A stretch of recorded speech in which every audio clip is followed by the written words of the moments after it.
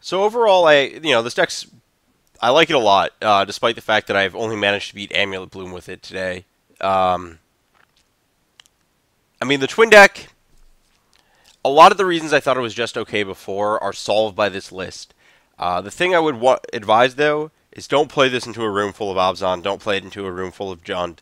The black-green decks are very, very good against Twin, to the extent that I'm kind of blown away that Twin managed to win the last Pro Tour despite black-green being 30% of the field. Um, but there's a lot of reasons for that. Things were not as fine tuned to the way they are. People were preying on black green, and Twin beat up some of the decks that preyed on black green. So yeah.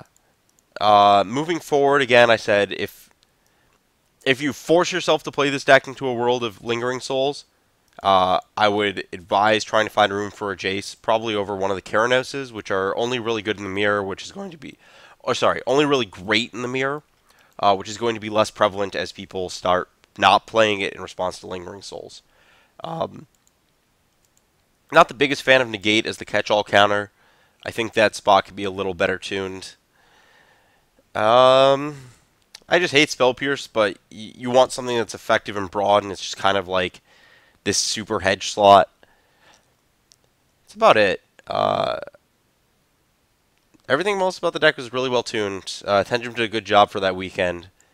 I just think that the metagame, it was a great deck last weekend, and I think that um, in part as a result of this event happening on Sunday, with the Players' Champs decks being revealed on Saturday, Brad Nelson's Abzan deck has probably had enough of an influence on the metagame. Sorry, Brad Nelson and Willie Edel, I believe they were the two that worked on it mainly. Their Abzan deck has had a big enough presence or representation in the metagame that this was probably a bad choice for this exact tournament.